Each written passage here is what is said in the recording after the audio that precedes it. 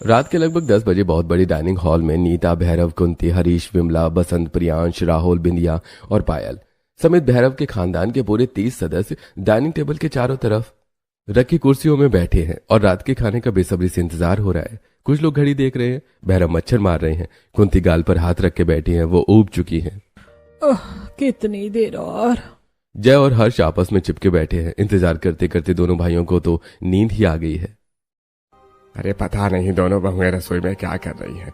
इतनी देर तो मटन बिरयानी बनने में नहीं लगती जितनी देर से ये पता नहीं क्या पका रही हैं। जब से दोनों बहुओं ने 1 किलो गैस महीना भर जलाने की कसम खाई है तब से हम सब चिकन का स्वाद ही भूल गए हैं। अब तो ये भी याद नहीं है कि मनपसंद खाना कब खाया था।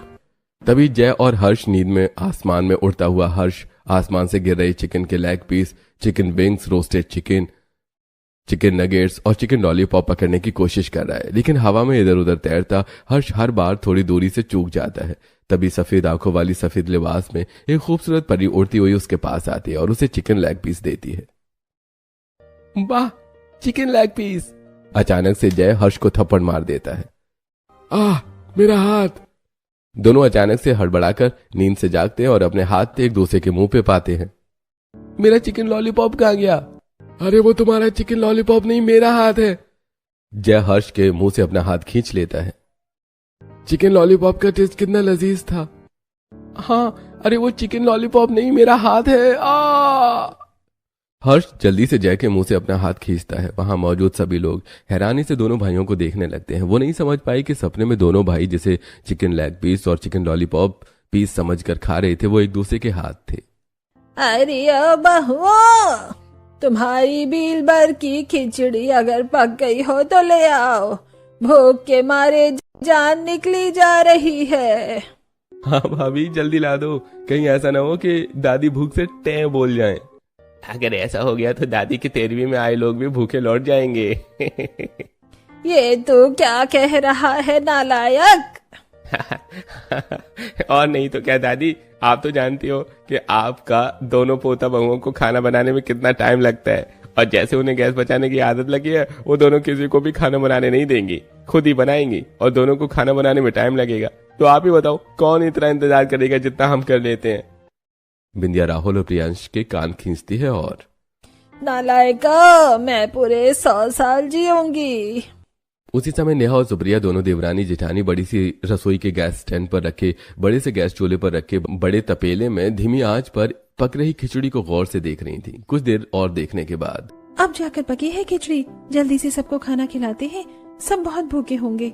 दोनों एक दूसरे को देखकर मुस्कुराती हैं और खिचड़ी का बर्तन लेकर डाइनिंग हॉल में जाती हैं और सबको खिचड़ी परोसती हैं।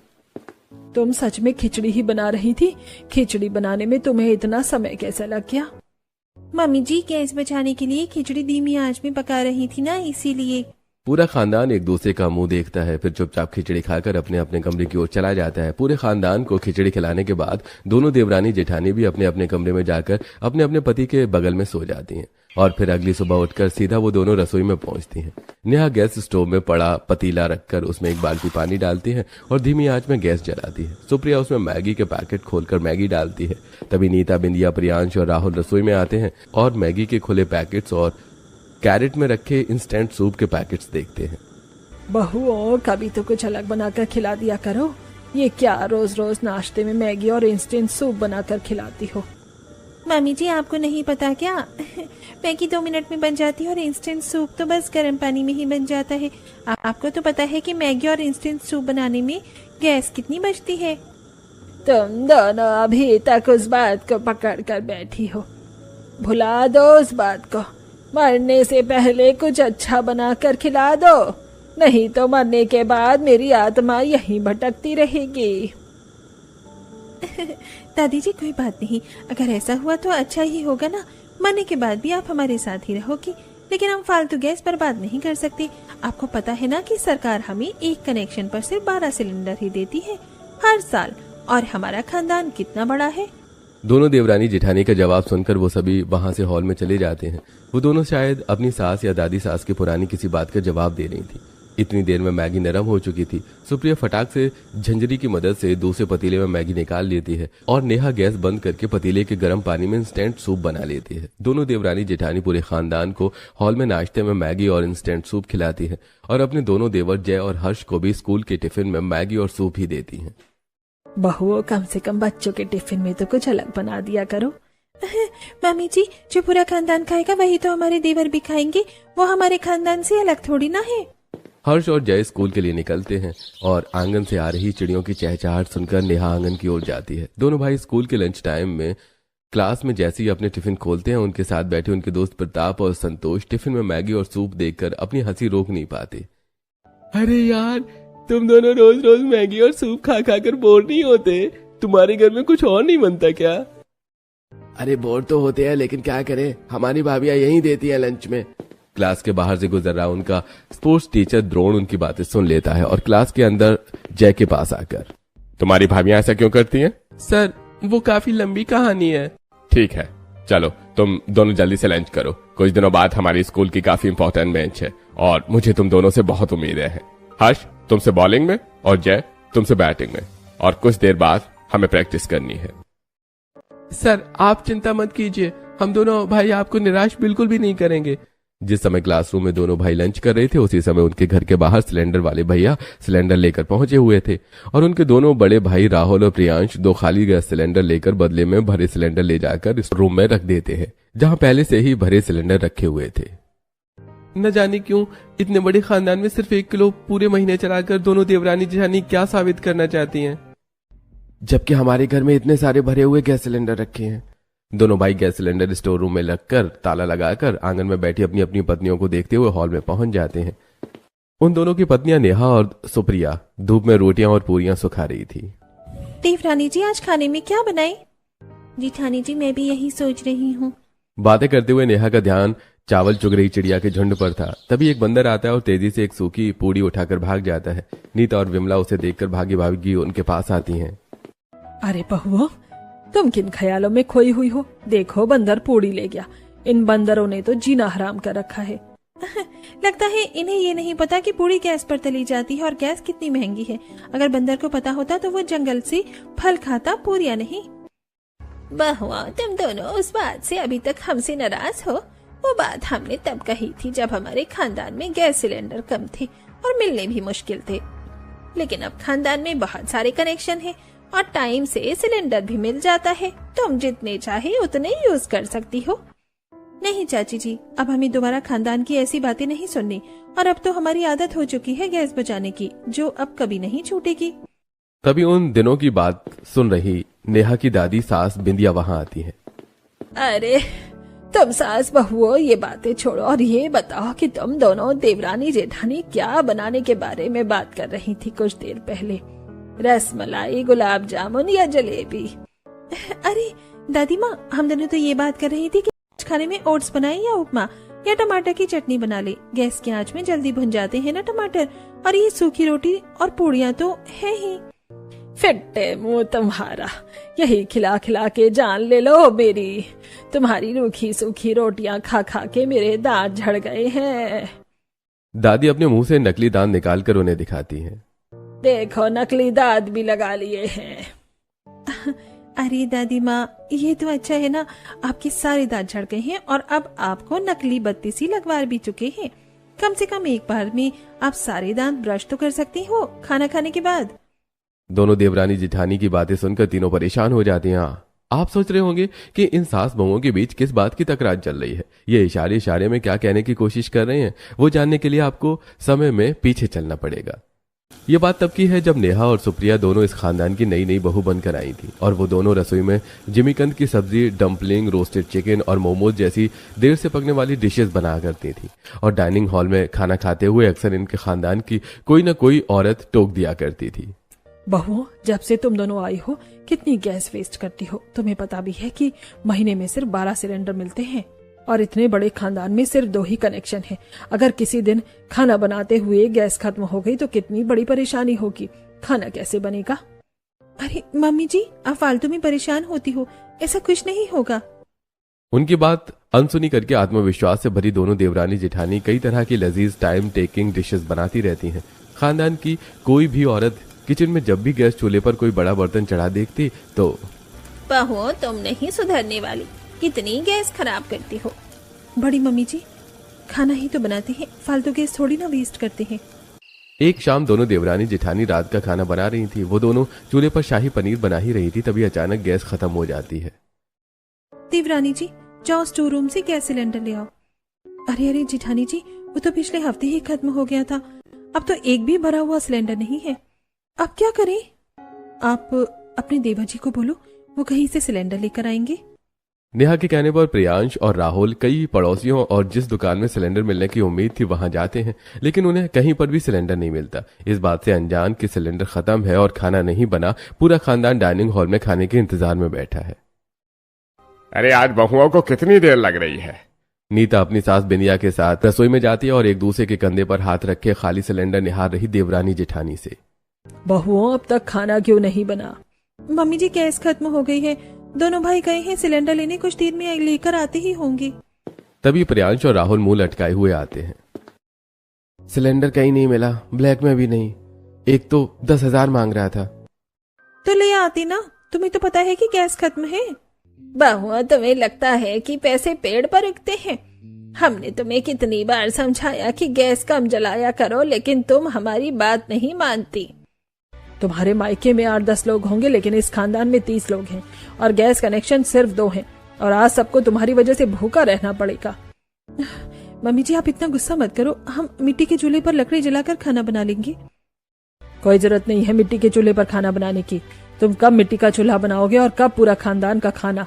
आज तुम्हारी गैस की फिजूल खर्ची की वजह से पूरा खानदान भूखा सोएगा। दोनों देवरानी जेठानी को डांटकर दोनों सास बहुएं वहां से चली जाती हैं और गर्मी के दिनों में पूरा खानदान छत पर गद्दे और चटाई बिछाकर एक साथ सोने की कोशिश कर रहा था, लेकिन भूख के मारे किसी को भी नींद नहीं आ रही थी।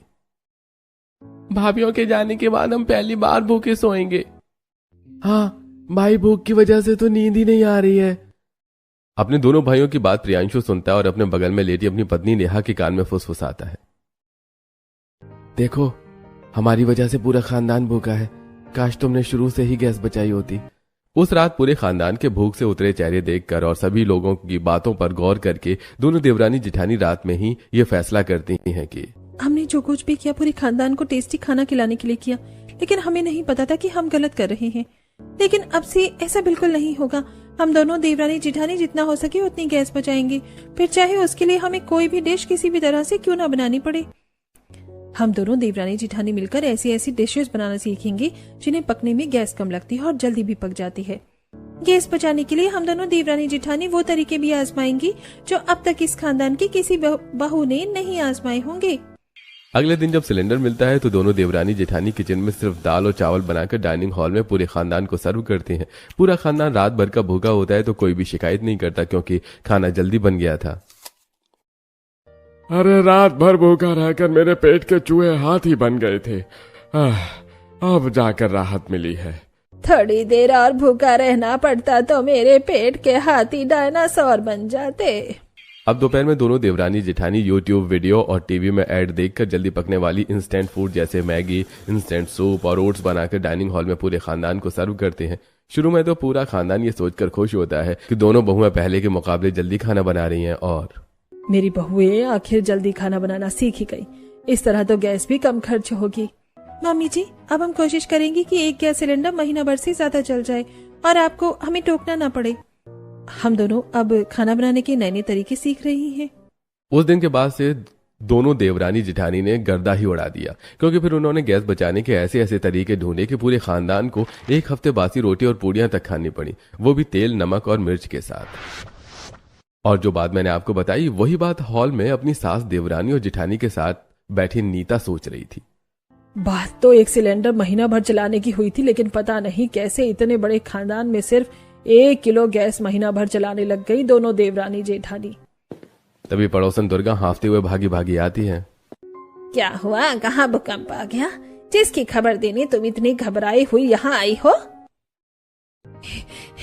अरे मैं तुम्हें ये बताने आई हूँ, आने वाले समय में गैस सिलेंडर मुश्किल से मिलेगा, तो तुम सिलेंडर भरवा कर रख लेना। वॉर की वजह से गवर्नमेंट ने नियम बदल दिए हैं। अब 25 दिन बाद ही दूसरा सिलेंडर मिलेगा। ये खबर तो भूकंप से भी ज्यादा बड़ी है, उनके लिए जिनके घर में गैस ज्यादा इस्तेमाल होती हो। और तुम चिंता मत करो, मेरी बहुएं 1 किलो गैस पूरे महीने चलाती है। 1 किलो गैस पूरे महीने? इसका मतलब 1 सिलेंडर पूरे 1 साल चलता है तुम्हारे घर में। तुम्हारी दोनों बहुएं कैसे करती हैं ऐसा, वो भी इतना बड़ा खानदान होने के बावजूद? मुझे भी बताओ। अगर तुम्हें भूखा रहना हो तो फिर मैं बताऊं। मेरी बहन, तुम्हें पता है कि मैं कितनी बड़ी भुक्कड़ हूँ, मुझसे भूखा नहीं रहा जाता। मुझे तुम्हारी बहुओं का आइडिया नहीं चाहिए। दुर्गा उन सबके सामने हाथ जोड़ती है और फिर अपने घर चली जाती है। तब तक दोनों देवरानी जेठानी भी आंगन में सूख रही रोटियां और पूड़ियां किचन में ले जाती हैं और गैस की धीमी आंच में टमाटर भूनकर टमाटर, धनिया, मिर्च, अदरक, नमक और लहसुन को मिक्सर में पीसकर चटनी बनाती है और रोटी और पूड़ियों का चूरा करके डाइनिंग हॉल में पूरे खानदान को सर्व करती है। अरे बहू फिर वही, अरे कभी तो कुछ अलग बना दिया करो। पापा जी, आपने खबर सुनी नहीं क्या कि गैस की कितनी कमी हो गई है? अरे बहू, गैस की कमी तो अभी हुई है, तुम तो कब से यही करती आ रही हो। अरे बुआ जी, गैस बचाने के लिए कुछ तो करना पड़ेगा ना। आपने इस खानदान की बातें नहीं सुनी, इसीलिए ऐसा कह रही हो। बहू, मैंने माना कि तुम गैस बचाने के लिए ऐसा करती हो, लेकिन खाना तो तुम मिट्टी के चूल्हे में लकड़ी जलाकर भी तो बना सकती हो ना।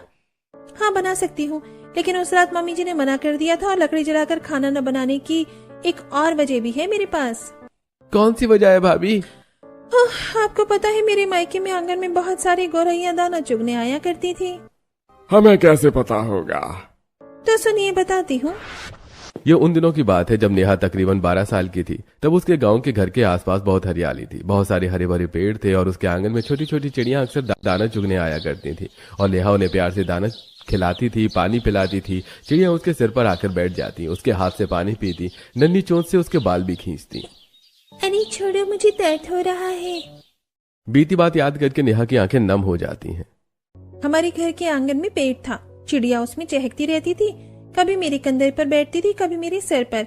फिर धीरे धीरे लोगों ने जमीन खेती लायक बनाने के लिए पेड़ काटने शुरू कर दिए। कुछ ने बड़े घर बनाने के लिए पेड़ काटे, कुछ ने जलाऊ लकड़ियों के लिए, और फिर हरियाली खत्म हो गई और चिड़िया का चहकना भी। तब से मैंने फैसला कर लिया कि चाहे मैं भूखे मर जाऊंगी, लेकिन लकड़ी नहीं जलाऊंगी। हाँ जेठानी जी, बिल्कुल सही कह रही हो।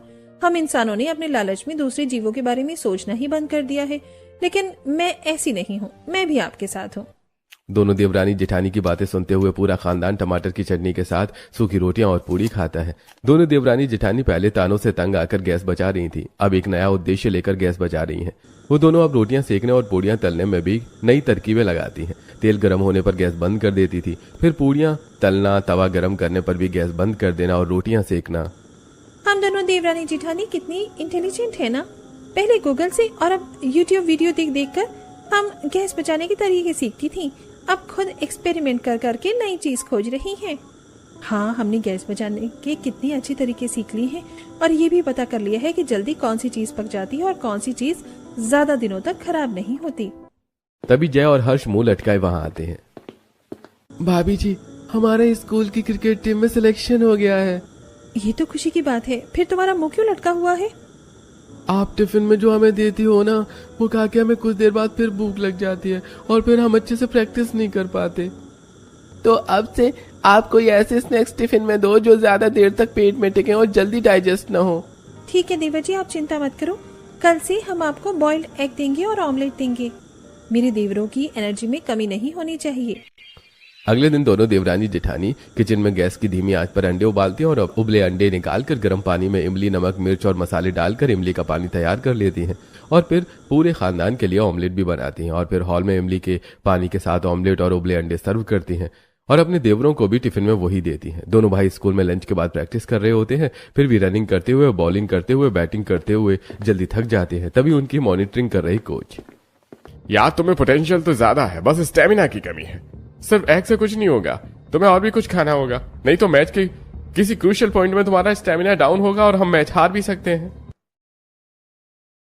ठीक है सर, हम भाभी से बात करेंगे, हमारे घर की रसोई तो भाभी ही संभालती हैं। वो दोनों घर आते हैं और आंगन में बैठी चावल साफ कर रही अपनी भाभियों के पास जाकर कोच की कही बात बताते हैं। देवर जी, देखते नहीं कितना बड़ा खानदान है, अगर आपके लिए कुछ अलग किया तो सबका मुंह बन जाएगा। हमें सबका देखना पड़ता है। आपके कोच को क्या पता हम दोनों कैसे मैनेज करते हैं। जिस समय नेहा अपने देवर को समझा रही थी उसी समय दुर्गा का पोता विनय स्कूल से आता है और बैग सोफे पर फेंक कर ब्लाउज में बटन लगा रही अपनी माँ कंचन के पास जाता है और मम्मा खाने दो ना। बेटा भी थोड़ी देर और रुक जाओ, थोड़ी देर बाद खाना खाना। विनय को खाना क्यों नहीं दे रही है? मम्मी जी सब पता तो है आपको, पता नहीं है मुसीबत कितने दिन और झेलनी पड़ेगी हमें। गैस बचाने के लिए मैं एक टाइम ही खाना बनाती हूँ और हम भी एक टाइम ही खाते हैं, वो भी आधा पेट। दुर्गा अपनी माथा पीटती है और मैं तो भूल ही गई थी, नीता की दोनों बहुएं, दोनों देवरानी जेठानी 1 किलो गैस महीने भर चलाती हैं। उनका इतना बड़ा खानदान है, फिर भी उनसे जाकर पूछ क्यों नहीं आती कि वो गैस कैसे बचाती हैं? हमारा तो 5 लोगों का ही परिवार है, हम तो स्ट्रिक से ज्यादा गैस बचा सकते हैं। ठीक है, मैं अभी उनसे पूछ कर आती हूँ। लेकिन जाने से पहले मेरे हिस्से का खाना तो विनय को दे देती जा। कंचन रसोई में जाती है और प्लेट में दाल चावल लाकर विनय को दे देती है। फिर नेहा के घर जाकर आंगन में बैठी दोनों देवरानी जेठानी से अपनी परेशानी बताती है। तभी नेहा, हम तो पॉपकॉर्न फोड़ लेते हैं, इंस्टेंट उपमा बना लेते हैं, ओट्स बना लेते हैं, मैगी तो है ही, बॉइल्ड एग, ऑमलेट, भरता और धीमी आंच में चावल और दाल पकाते हैं कभी कभी। दोनों देवरानी जेठानी अंडे उबालने, ऑमलेट बनाने, रोटियां सेकने और पूड़ी तलने का तरीका भी कंचन को बताती हैं। बड़ी खानदान में 1 किलो गैस महीना भर चलाने की हम देवरानी जेठानी की बस इतनी ही ट्रिक्स हैं। अरे वाह, आपको तो सभी लोगों को अपनी ट्रिक्स बतानी चाहिए, इस तरह से आप काफी लोगों की मदद भी कर सकती है। दोनों देवरानी जेठानी तो नहीं, लेकिन कंचन मोहल्ले वालों के घर घर जाकर दोनों देवरानी की ट्रिक बताती हैं और खुद भी आजमाती हैं। वो हर दिन अपने बेटे को कभी मैगी तो कभी सूप तो कभी पॉपकॉर्न बनाकर देती है और वो स्कूल से आने के बाद, मम्मा थोड़ा ज्यादा पॉपकॉर्न दिया करो ना, पॉपकॉर्न खाकर मेरा पेट तो भर जाता है लेकिन बाद में फिर भूख लगती है। कितना खाता है तू? विनय की तरह ही नेहा और सुप्रिया के पूरे खानदान की भी यही शिकायत थी, लेकिन परेशानी ये थी कि उन दोनों से कुछ कह नहीं सकते थे, बस आपस में ही बात कर लेते थे। घर के हॉल में सभी जेंट्स भैरव, हरीश, बसंत, प्रियांश, राहुल बैठे हुए हैं। हम कितना खाते हैं फिर भी भूखे ही रहते हैं। बहुएं हमें जो बनाकर खिलाती हैं वो खाकर हमारा पेट तो भर जाता है, लेकिन थोड़ी देर बाद फिर भूख लगती है। हम उन्हें बोल भी नहीं सकते, नहीं तो सोचेंगे कि हमारे खानदान के लोग कितना खाते हैं। हमें भूखे पेट ही रहना पड़ेगा ना, न जाने कब तक ऐसा चलता रहेगा। अरे दोनों बहुओं ने गैस बचाने के लिए तरकीबें शुरू की थी, उनकी तरकीबें गैस तो बचा रही हैं लेकिन हमें भूखा मार डालेंगी। हाँ पापा जी, आप बिल्कुल सही कह रहे हो। इस समय 8 गैस सिलेंडर स्टोर रूम में रखे हुए हैं, उनका कोई यूज ही नहीं है, किसी को दे ही देते हैं, किसी के तो काम आएंगे। तभी वहां नीता आती है और प्रियांश की बात सुनकर, हाँ बेटा सही कह रहा है, किसी गरीब का भला तो होगा, कहीं ऐसा न हो कि कोई मजबूरी में हमारे घर में रखे सिलेंडर चोरी ना कर ले। जिस समय वो सभी बातें करते हैं उस समय उन सभी के पेट से लगातार गुड़गुड़ की आवाज आ रही थी। उनकी अधूरी बातें और पेट की गुड़गुड़ दोनों देवरानी जेठानी सुनती हैं और रसोई में जाकर इंस्टेंट ओट्स और उपमा बनाते हुए, देवरानी जी, वो सभी न जाने क्या बातें कर रहे थे, वो तो नहीं सुन पाई, लेकिन उनके पेट की आवाज से पता चल रहा था कि वो सभी शायद भूखे हैं। हाँ, कहीं ऐसा तो नहीं कि हमारी गैस बचत करने की टेक्निक की वजह से सब भूखे रह जाते हैं लेकिन हमसे कुछ बोल नहीं पाते। मुझे भी ऐसा ही लगता है। जिस समय दोनों देवरानी जेठानी की बात चल रही थी उसी समय उनके देवर के स्कूल में जबरदस्त मैच चल रहा था। उनकी टीम को जीत के लिए आखिरी बॉल में 3 रन चाहिए थे और बैटिंग पर दोनों भाई थे, स्ट्राइकर एंड पर जय और नॉन स्ट्राइकर पर हर्ष। बॉलर जबरदस्त बाउंसर डालता है और जय लेग साइड की गैप में हुक मार देता है, लेकिन शॉट में पावर कम होने की वजह से बॉल ज्यादा फास्ट ट्रैवल नहीं करती। फिर भी बॉल की तरफ भाग रहे फील्डर और बॉल के बीच इतनी दूरी थी कि आसानी से 3 रन लिए जा सकते थे। दोनों भाई 1 रन तो आसानी से कंप्लीट कर लेते हैं, लेकिन दूसरा रन लेने में दोनों का स्टेमिना जवाब दे जाता है और वो दोनों पिच के बीच घुटने के बल बैठ जाते हैं और उनकी टीम 1 रन से मैच हार जाती है। जब वो दोनों ड्रेसिंग रूम में पहुंचते हैं तो, मैंने तुम दोनों से कहा था अपना स्टेमिना बढ़ाओ, नहीं तो मैच हार सकते हैं। देखो आज वही हुआ, काश तुमसे थोड़ा और स्टेमिना होता तो आज ये हम मैच जीत जाते। दोनों भाई सिर झुकाए कोच की डांट सुन लेते हैं और घर जाकर अपनी हार के बारे में किसी से कुछ नहीं कहते। लेकिन अगले दिन जब दोनों भाई छत पर गीले कपड़े सुखा रही हैं अपनी भाभियों के पास जाते हैं तो वो उनका लटका चेहरा देखकर समझ जाती हैं कि कुछ बात है। क्या बात है देवर जी, आपके चेहरा क्यों लटका हुआ है? दोनों भाई मैच में हार की बात और वजह बताते हैं। कोई बात नहीं देवर जी, जरूर प्रैक्टिस में कोई कमी रहे कोई होगी, अगली बार से अच्छी प्रैक्टिस करना। पास खड़ी नीता और बिंदिया उनकी बातें सुनती है और उनके पास आकर, देखो मैं तुमसे शिकायत तो नहीं करती, लेकिन कहीं ना कहीं तुम्हारे देवरों की हार के जिम्मेदार तुम भी हो। अगर तुम दोनों ने उन्हें अच्छा खाना बनाकर खिलाया होता तो उनका स्टेमिना कम नहीं पड़ता। इतना कहकर वो वहां से चली जाती है। उस दिन उन्होंने अपनी सास और देवरों की कही बात नजरअंदाज कर दी और जो बना रही थी वही बनाकर सबको खिलाती हैं और सब हंसी खुशी खा लेते हैं और तारीफ भी करते हैं। लेकिन अगले दिन जब वो दोनों मॉल में जाती हैं तो मैगी के पैकेट्स बास्केट में रखते हुए कंचन और विनय को देखती हैं। मम्मा बहुत भूख लगी है, बिस्किट दो ना। नेहा और सुप्रिया के बताए तरीके से तो गैस बच जाती है, लेकिन ज्यादा देर तक भूख शांत नहीं होती। कंचन विनय के सिर पर हाथ फेरती है और चल दिलाती हूँ। कंचन की बात सुनकर दोनों देवरानी जेठानी मैगी और दलिया लेकर घर पहुंचती हैं और डिनर में छाछ में तड़का लगाकर चावल और रोटी के साथ पूरे खानदान को हॉल में सर्व करती हैं। बहुओं, अब तो हमें आदत हो गई है ऐसे खाने की। स्वाद भले ना हो, हमें अच्छा ही लगता है। अच्छा है बड़े खानदान में 1 किलो गैस महीना भर चलाने वाली देवरानी जेठानी हमारे खानदान की ही हैं। दोनों देवरानी जेठानी समझ जाती हैं कि उनकी दादी सास की कही बात भले ही मजाकिया थी, लेकिन उसके पीछे उनकी बेबसी थी। सब लोगों को खाना खिलाने के बाद वो दोनों छत पर टहलने चली जाती हैं। क्या सच में हमारे खानदान के लोग हमसे खुश हैं या सिर्फ उनका दिखावा है? खाना खाने के बाद छत पर टहलने उनकी सास, दादी सास, चाची सास और बुआ सास भी आती हैं, जो दोनों की बात सुनती हैं और उनके पास जाकर, मैं सच कहूँ तो सब तुमसे बहुत प्यार करते हैं, इसलिए कुछ बोलते नहीं। तुम दोनों जो भी हो, जैसा भी बनाती हो, सब बिना किसी शिकायत के खा लेते हैं। मैं मानती हूँ कि उस समय मैंने जो कहा तुम्हें बुरा लगा होगा, लेकिन मैंने उस सिचुएशन के हिसाब से तुम्हें समझाया था। लेकिन अब सिचुएशन बदल चुकी है तो तुम्हें भी बदलना चाहिए। अपनी सास की आधी अधूरी बात दोनों देवरानी जेठानी पूरी समझ जाती है और अगले दिन सुबह पूरा खानदान हॉल में नाश्ते के इंतजार में बैठा दोनों देवरानी जेठानी के हाथ में बड़े से बर्तन में समोसे देखकर हैरान हो जाता है। बहू ये क्या?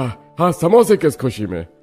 अरे ससुर जी, अब हमें समझ में आ गया है कि हम गैस से कुछ ज्यादा ही बचत करने लगे थे और इस बचत के चक्कर में आप लोगों को कितनी परेशानियों का सामना करना पड़ रहा था। फिर भी आपने हमसे शिकायत नहीं की, तो बस इसी खुशी में अब से हम गैस की बचत तो करेंगे, लेकिन सही तरीके से। भाभी फिर तो हमें चिकन बनाकर खिलाओ, मेरी बहुत इच्छा है चिकन खाने की। ठीक है देवर जी, चिकन लाकर दे दो, आज पूरा खानदान चिकन खाएगा। चारों भाई मार्केट से चिकन लेकर आते हैं। रसोई में नेहा और सुप्रिया पूरे खानदान के लिए चिकन बनाती है।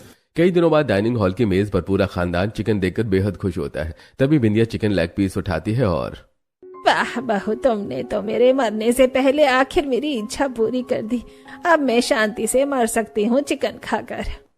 बहू बस अब रात के डिनर में मुझे दाल मखनी बनाकर खिला दो। ठीक है, मैं आपको दाल मखनी बनाकर खिलाऊंगी। सभी लोग खुशी खुशी चिकन खाते हैं और रात में दाल मखनी भी। दोनों देवरानी जेठानी ने अपने देवरों के टिफिन का मेन्यू भी चेंज कर दिया था। वो दोनों चिकन लेकर स्कूल जाते हैं और जब लंच टाइम में टिफिन खोलते हैं तो उनके दोस्त हैरान हो जाते हैं। अरे वाह, तुम्हारी टिफिन में चिकन? हाँ, भाभी ने अब अपना मेन्यू बदल दिया है। अब वो हमारी मनपसंद चीजें बनाकर हमें खिलाती हैं। चिकन खाकर दोनों भाई जब प्रैक्टिस करते हैं तो वो सबसे तेज दौड़ते हैं और अच्छा खेलते हैं। ये देखकर कोच, अगर यही स्टेमिना तुमने पहले दिखाया होता तो क्या बात होती। कोई बात नहीं सर, अब तो है ना, अब हम ढेर सारे मैच जीतेंगे। उसी रात में जब दोनों देवरानी जेठानी रसोई में मसाला पनीर बना रही थी तभी अचानक गैस खत्म हो जाती है।